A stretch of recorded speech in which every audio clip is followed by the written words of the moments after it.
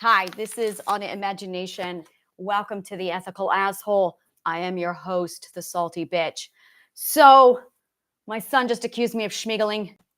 Schmeagling is a new word. It is the act of talking to yourself in back and forth dialogue, much like Smeagol does in Lord of the Rings and Gollum. And I'm sitting here like, yeah, schmeagling. Yeah, we all should be schmeagling, by the way. It's very, very healthy to schmeagle. And it dawned on me. It's always dawned on me, like I know this, but you guys probably don't know this.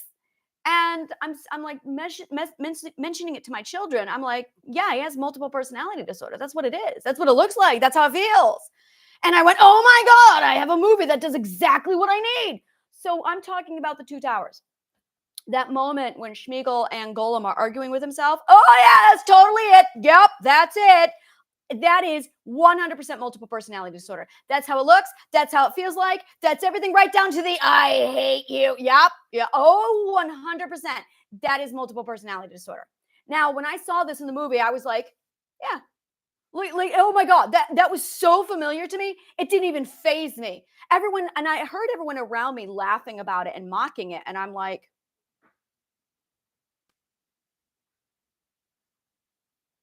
not funny. Not fucking funny. And I did not find anything funny at all about Smeagol and Gollum. Those were conversations I was having. And here's the fucking most annoying thing is then they turn around and wipe your memory of ever having those conversations. So yeah, you're a fucking slave to yourself. You really are. You're owned by the other part of you. And you're not allowed to have a memory unless they allow you to have the memory. I love you, Joanna. And it's just the way it is. It's how you self-preserve. It's how they self-preserved you. And it didn't even occur to me because I watched that movie as a multiple. So I saw all of the Gollum Smeagol back and forth as a multiple. And it didn't, it's like, yeah, doesn't everybody do that? Really? I was 8 years old doing that. I'm like, everyone does that, right? And when the movie came out and I got to hear everyone's laughter, comments, it wasn't funny to me. And I'm like, why aren't you doing it? I couldn't understand that about it. I could not understand that about it. And it's so weird because, and I really identified with Smeagol and Gollum because that made so much sense to me. That conflict of you having another part of yourself there with you, taking over the one body. Oh my God, yes. And I want to really point this out. This is why it's not multiple personality. It's consciousness. That he had two consciousnesses and the consciousnesses were fighting, not personalities. You fucking morons. I hate psychologists. You don't have, everyone has multiple personalities. That's why you like one thing and you like another thing. And that's why you like 10 different things and they contrast. And you're like, how can I like this and this? It's because you have multiple personalities. Everyone does. And their stupid, sloppy lack of language and word. So they create a diagnosis with the incorrect word that causes confusion and red herring, creates more mental illness in other people because they've screwed up the logical sequence that is the foundation of our comprehension, which is why psychologists really should not be fucking practicing psychology because they really don't know what the fuck they're doing. Dunning-Kruger effect. So that all being said, when I watched Lord of the Rings and I got to see Smeagol and Gollum, that is multiple consciousness disorder. That's it right there. It's when your consciousness splits one consciousness for every personality, and your personalities get assigned to a consciousness.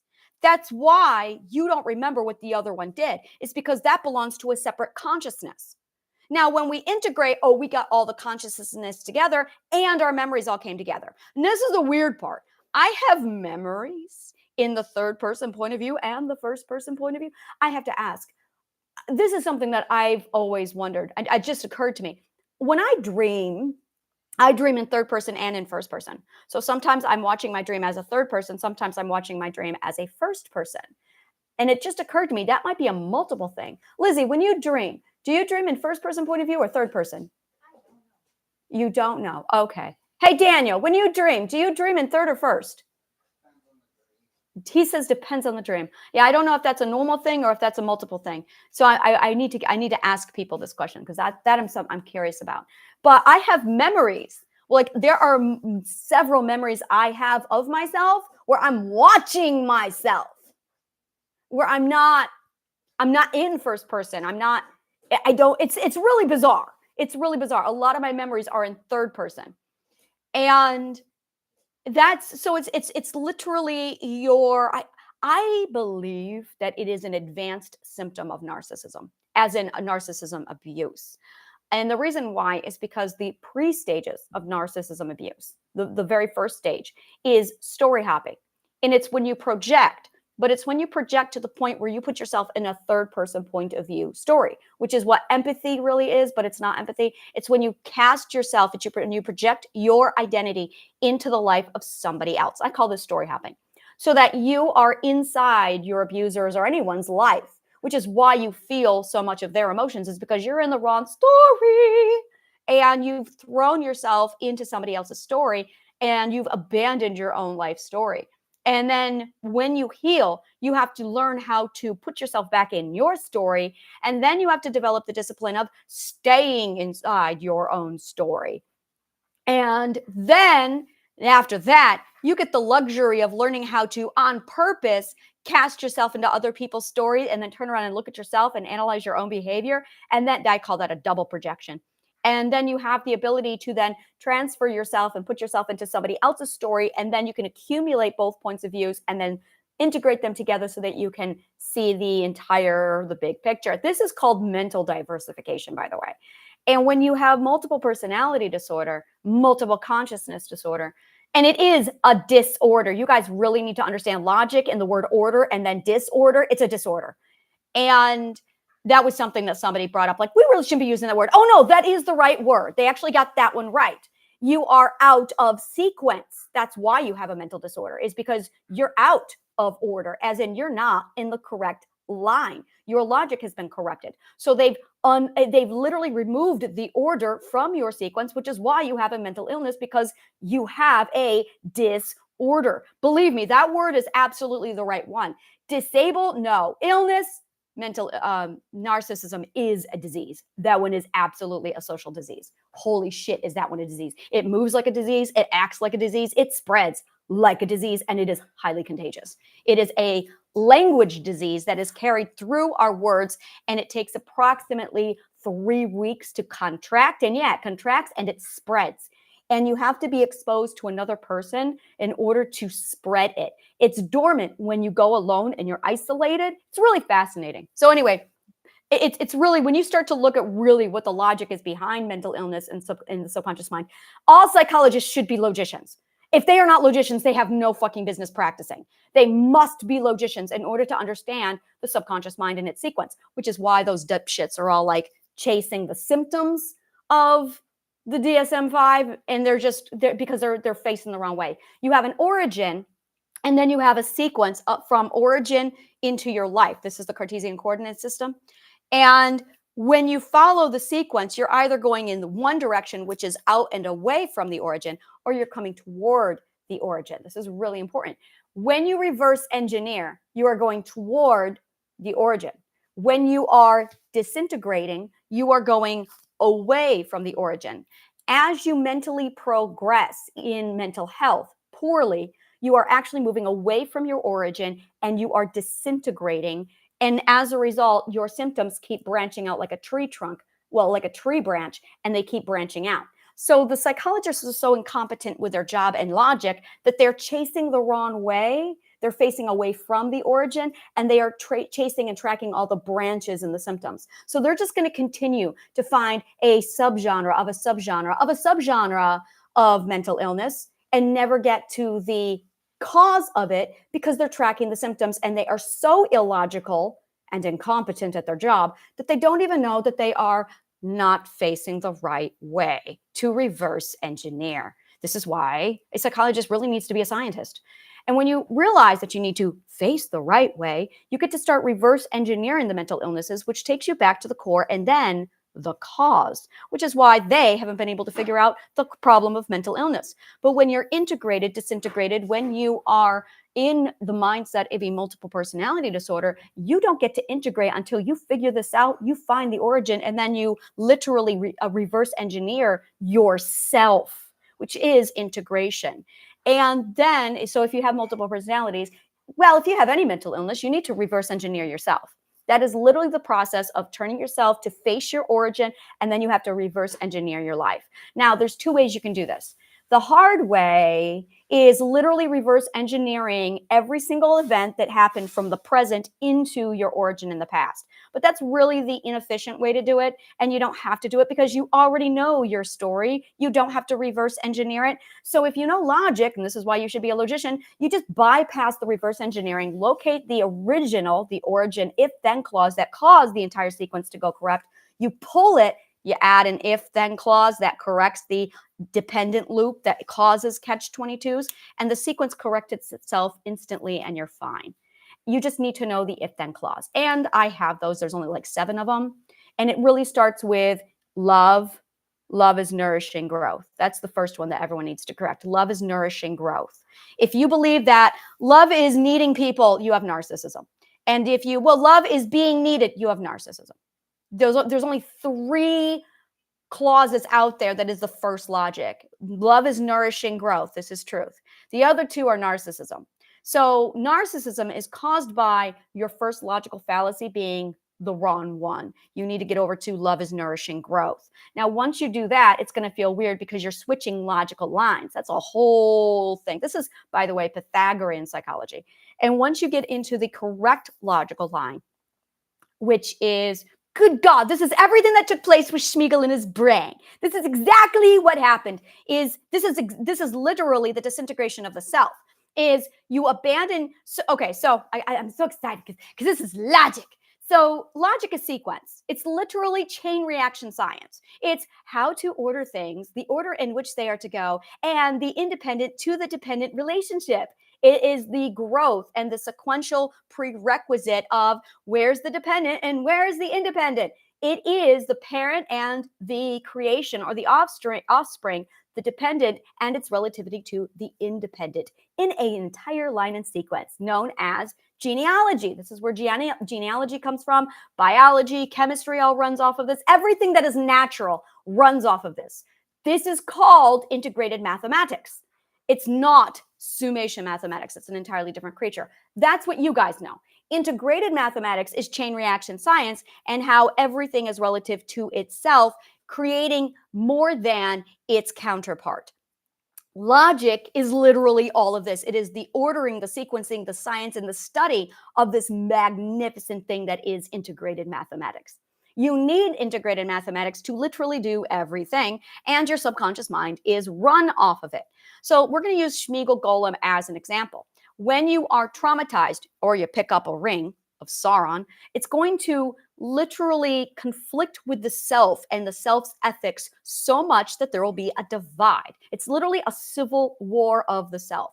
So you've got Smeagol and, Smeagol. You have Smeagol's identity, and then you have Smeagol's ethics. But then the ring comes along because he's fishing one day, and he finds the ring, and he picks it up. And when he does that, the ring takes over his desire, and his desire, the ring, his obsession, the ring is literally a symbol. Okay, I'm sorry, Tolkien. Tolkien hated allegory, and I'm doing something with his books that I know he won't like. But so the ring represents basically consumption, greed. It's narcissism. And the consumption consumes Gollum, takes him over, and that's when he kills his fishing buddy friend. What if it was his brother? We always assumed it was his friend. What if it was his brother? Oh, that's deep. Okay, so he takes it, he kills his friend. Now, what ends up happening is that violates Smeagol's ethics. So Smeagol's ethics are violated, and Gollum's consumption is now in charge. So what you're witnessing is Gollum's actions, behavior, but Smeagol's ethics. Now, the ethics are part of Smeagol's identity. So now you've got this Smeagol's identity, Smeagol's ethics, and Gollum's behavior. Now, that's conflicted. So the two of them war, and they break up. Now, and it's literally a breakup. It's when the band breaks up, guys. You got a band inside of you, and your band broke up. Your band can't break up, guys. Your band cannot break up, but your band breaks up. And when that happens, the self turns on the self, and the self begins to devour and consume the self. This is narcissism. This is multiple personality disorder, multiple consciousness disorder. So because the self is divided, you end up throwing one away, but you can't throw away the self. So what ends up happening is a couple things. First, the part of the self that is most violated, the ethics or the identity, gets buried. Oh, I just understand criminal. Like, boom, immediately understood those people. Okay, so we're going to shelve that for later. They're going to get pushed down into the vault. If you've watched Inside Out 2, it's the vault. That's where they're going, which is the fourth or the fifth level of the subconscious mind. If it's the ethics, they go to the fifth level of the conscious mind. If it's the identity, it goes to the fourth level of the subconscious mind, depending upon which one of the two of them gets shoved down there. Now, the other one, you've got all these personalities now without any kind of an identity. So they're going to need a supplement. And that's when the conscious awareness kicks in. And the conscious awareness is split to be assigned to all the different parts of the personality. And what has happened is really this. The Gollum in this model literally is the independent, the new independent. The former independent, the origin that is Smeagol, the identity, and Smeagol, the ethic, has been compromised. So it's now supplanted. We are supplanting the independent origin. This is a big fucking deal. So now you have Gollum, the independent, the new independent, the consumption, taking over and replacing the Smeagol independent, and that becomes the new origin. But it doesn't remove the identity Smeagol, just the ethic Smeagol. So ethic Smeagol goes to live in Inside Out 2's vault, and that's where the ethics are. And then the identity Smeagol is left to be run and operated by independent Gollum, which is consumption, which is actually Sauron. So really, Sauron is the asshole abuser in this whole thing. And as a result, Gollum is now split and divided between a Sauron representative running his origin and poor ethical Smeagol, who loved his brother, who was out being probably like hobbit. They looked like hobbits. They were very, very gentle river folk. So not only did he kill, he also violated his natural genetic origin, which is now he's conflicted. So when that happened, there was no identity with which to govern Smeagol, and which is why he needed a multiple consciousness to take over and run and operate that independent without the actual origin, which was put in the vault because they're incompatible because you have civil divide. So now what you ended up seeing unfold was Gollum and Smeagol now bickering and arguing with each other because literally Sauron has taken over the entire ship that is Smeagol, the Smeagol ship. Oh, I'm going to say that. The Smeagol ship. The Smeagol ship. So now Sauron has literally mutinied, taken over, and now, like, this is why it's a virus, is because he has a mental virus that's completely taken over his entire subconscious mind and logical code. And he doesn't know who he is anymore because that Sauron independent is in charge while the other piece of Smeagol is inside. Now, this is beautiful, is when Frodo finds him. Frodo relates. The reason why Frodo relates is because Frodo is starting to develop multiple personality disorder himself. He's not there yet, but it's starting. You see it in Bilbo at the very first movie, beginning of the first movie, when Bilbo is giving up the ring to pass it on to Frodo. When you see him say, "my precious," see how that word, and that's the virus that's getting passed over and over again from Frodo from Bilbo to, well, it would be from Smeagol to Bilbo. Well, I'm going to do this, guys. I'm going to do this. It would be not Faramir. What's the man? Oh God, I cannot remember his name. Oh man, it's Aragorn's ancestor. It's like Aragorn's ancestor. He's the original, like, so it went from Sauron and then it went to him, the king of Gondor. And then it passed to Smeagol, and then it passed to Bilbo, and then it passed to Frodo. So you can see the narcissism spreading from Sauron as he's like a virus invading and spreading all of these different minds. Oh my God, this is so fucking beautiful. Thank you, Peter Jackson and Tolkien, for making my science so much easier to explain to people. So you see narcissism literally passing from, good God, what is his name? Oh my God, it's going to drive me crazy. like my nerd radar is like, oh, you don't know. Oh, you don't. I know logic. I will get to you. I'm looking it up with Google. Who was the man who killed, is it Elendil? Killed, oh, what is it called? Sauron in Lord of the Rings. There you go, Sauron. Come on. So annoying. Elendil. It's Isildur. Oh, thank you. Isildur.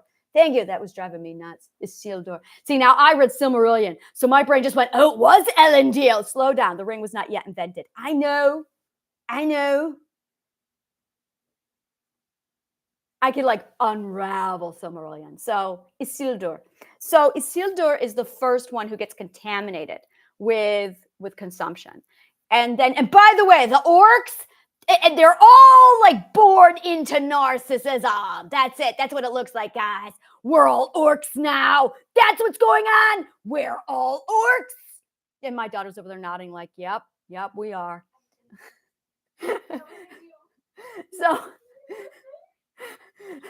So we have Isildur, and then that passes on to Smeagol, that passes on to Bilbo, that passes on to Frodo.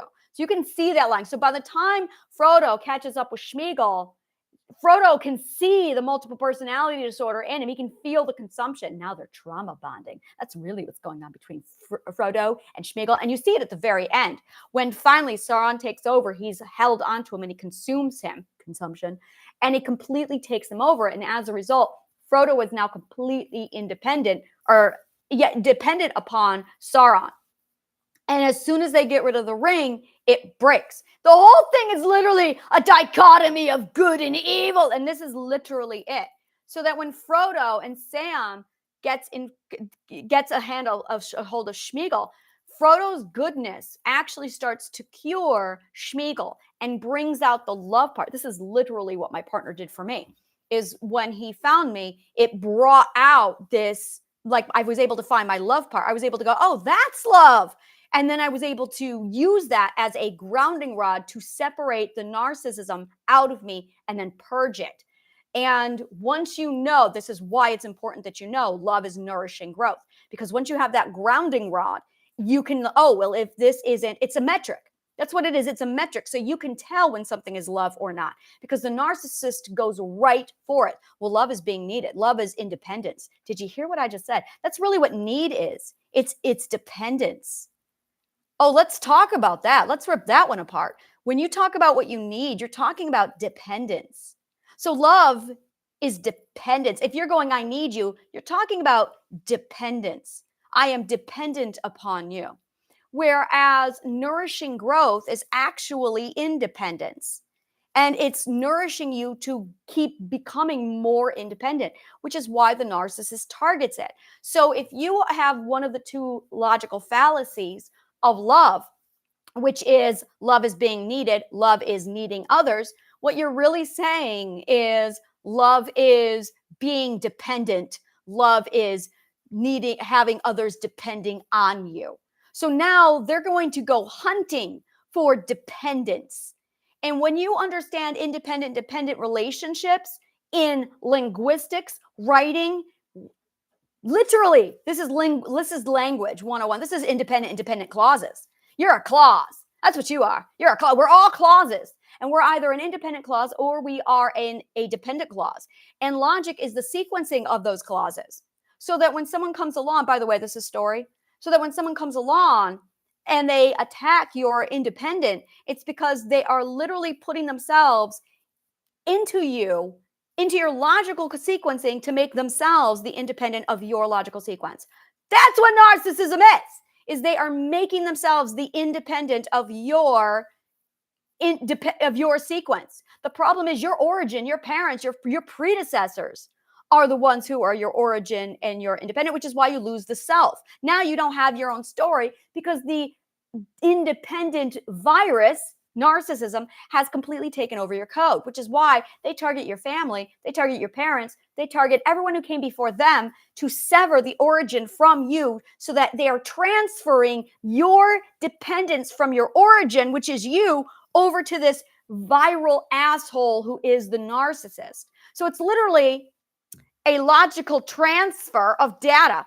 that moved your entire dependent sequence over to them, into them. So now they've got your story. They've got your story. Now you're going to start projecting yourself into other people's story because they've got your sequence. My sequence is over there. So I have to put myself now into your story because I'm dependent upon your sequence. Therefore, I am now requiring you. This is what they do. This is exactly how they work. This is the logical comprehension of narcissism, completely broken down and reverse engineered. So when you're looking at someone like Smeagol Gollum, what you are now seeing is that civil divide. This is beautiful.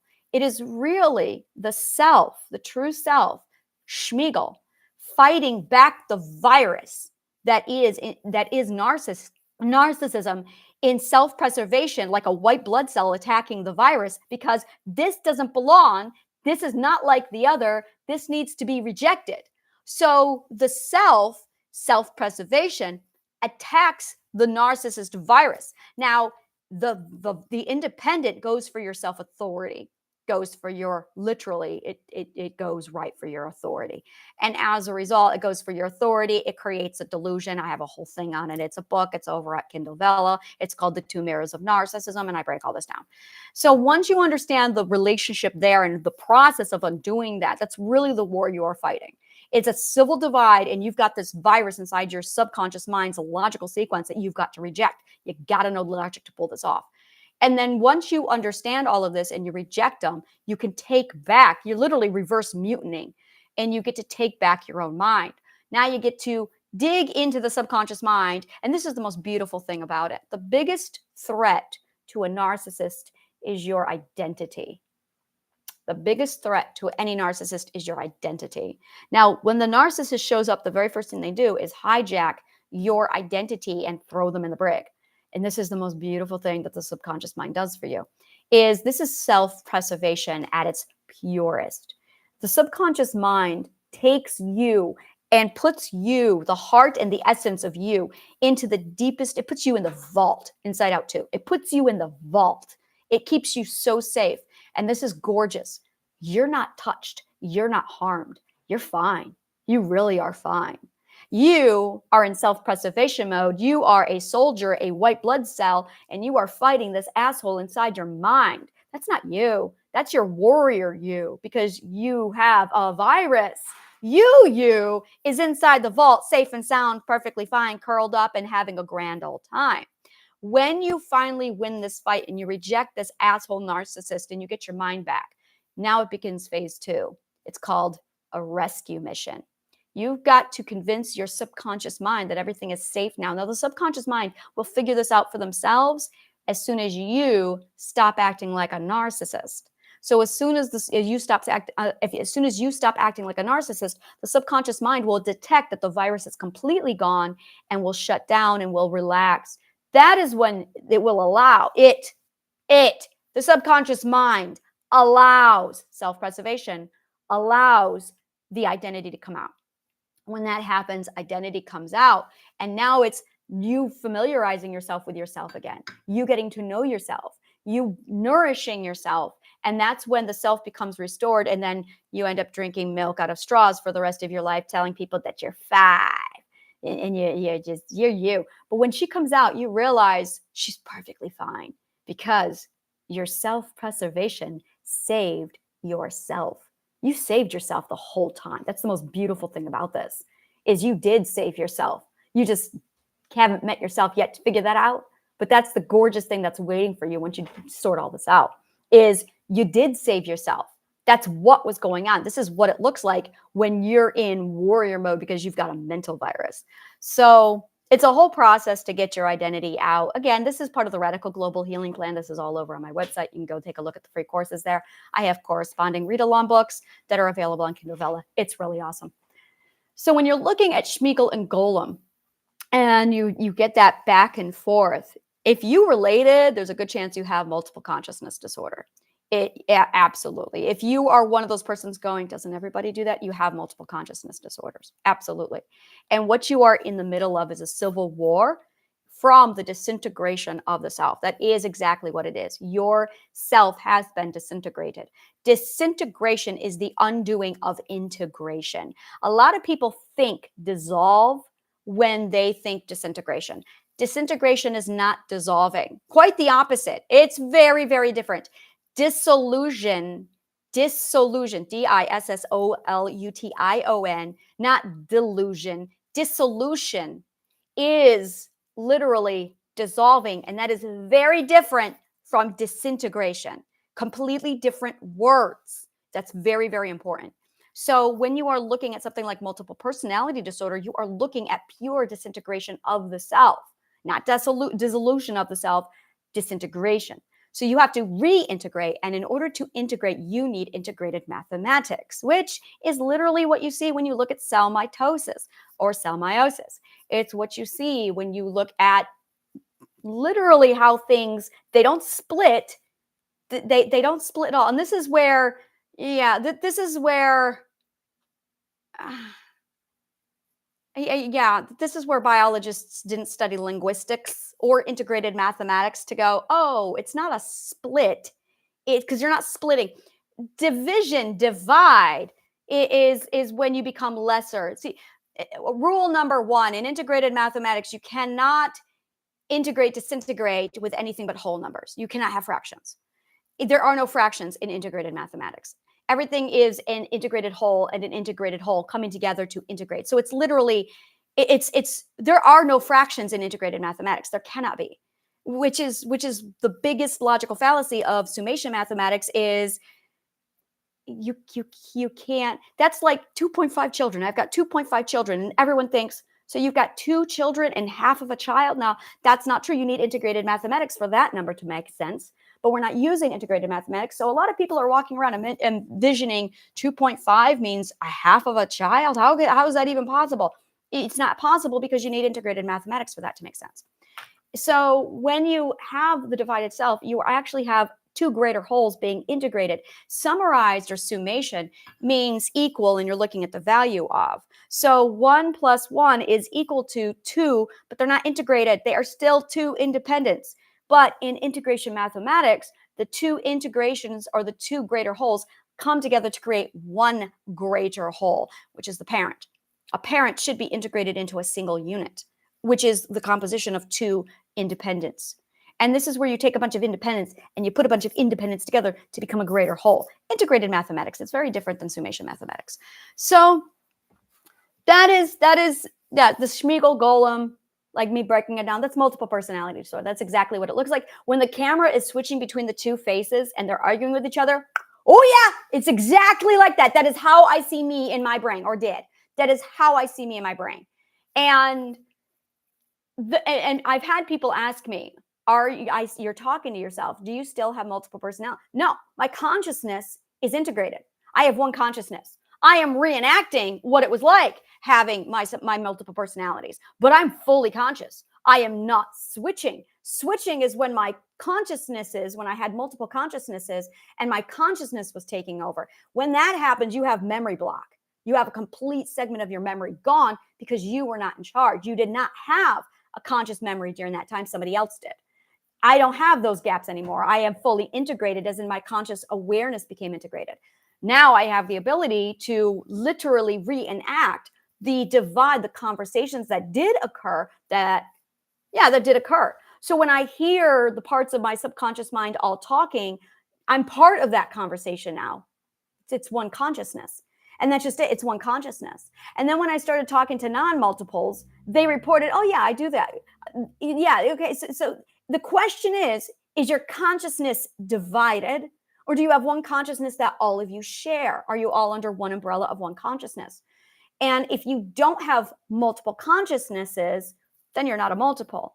A multiple is someone with a consciousness assigned to every voice in your head. And that's where you're jumping all over the place. Now, you're also, and this is where your projection, if you are not disciplined in your ability to maintain your projection, you're going to be a mental mess. That's you hopping all over the place. And it's learning the discipline of being in your own story, staying in your own story. And this is where people who claim to be empaths, You are undisciplined in your physics. You are literally casting yourself and projecting yourself all over the place because you are a dependent looking for an independent, and you don't have one, which is why when someone leaves a narcissistic relationship, they are literally a ship without a sail and they're hopping all over the place. They're not empaths. They're independent clauses in search of a dependent or in search of an independent without being their own independent. You have to be your own independent to your clause. Oh, please tell me I have authors in the audience because this stuff is so amazing and they would get these jokes. These are jokes, people. These are called writer jokes. They're funny to an author. So you have to be the own independent to your dependent. And that's, once you understand linguistics, author, like really, this is like, bring it all together, guys. And the thing is, you have your own mental physics, which runs on this logic track of sentences and dependence and independence. And if you don't have the right order logic, then you're not going to be able to run your physics properly, which is exactly why we all have mental illnesses, is because you're not running your physics properly. You got to run your physics properly. But physics only runs on a track of sequences called logic and chain reaction science. So you got to run your physics is out of whack, guys. You got to get your physics back on track. So you got a physics train that runs on a logic track. And if you don't build your logic track with if-then clauses from sentence structure and linguistics with the right definitions, then you're not going to be able to get your logical comprehension going, and you're not going to be able to get your physics back on track. And your physics is what fuels your entire life. So it's literally this gorgeous, let's build the track with logic and linguistics, and then let's have it all ordered and correct and beautifully structured. This is your logical comprehension. And then let's take the physics train and have it run on the logic track. And so that's what you're doing. But if you're bad at it, oh, you're going to have a lot of mental illnesses. You're going to be all over the place. If you are, yeah, it depends on which mental illness you have. And I can tell how fast it's deteriorated, which there's a point of deterioration because it's all sequential. So there's a point of deterioration. So if you've got these mental illnesses, you've deteriorated to this point. And if you've got these mental illnesses, then it's deteriorated to this point. So you can use a person's entire psychological profile and or the words they're using and determine precisely where in the track their sequence is off. And then, oh, this is where they are. So once you understand the sequence, and then you understand what words are used to build each sequence, and then you understand what words each one of those persons uses for the sequence, it's all the same stuff, then you can just, it's a matching game. It becomes a matching game. So you meet somebody and in 2 minutes, you can go, oh, they're using these words. Therefore, it's matched up to this location. So they are here in the mental lineup. They are mentally ill. I need to walk away from this person. And this is literally the calculation I do every time I meet somebody, is I can talk to them and in 2 minutes go, yep, they're right here. Yep, okay, they're here. Oh, they're here. Okay, I can be friends with this person. That's how I use discernment. So learn logic, learn physics. It's like 6th grade level material. A 12-year-old can do this. Children, 2-year-olds naturally do this. Like, this is not hard, adults. It's not scary. It really is not. 12-year-olds master this stuff. If the adults would just get out of their way. You are born with this already in your brain. So it's you, literally, it's the part of you that you're not familiar with, because that's what the narcissist has taken away from you, is your physics train. So get your physics back. All right, I'm done here. Smeagol, Gollum, multiple personality disorder. It's awesome to know this shit, because then you can figure your own shit out. Thank you so much. May the kindest of words always find you.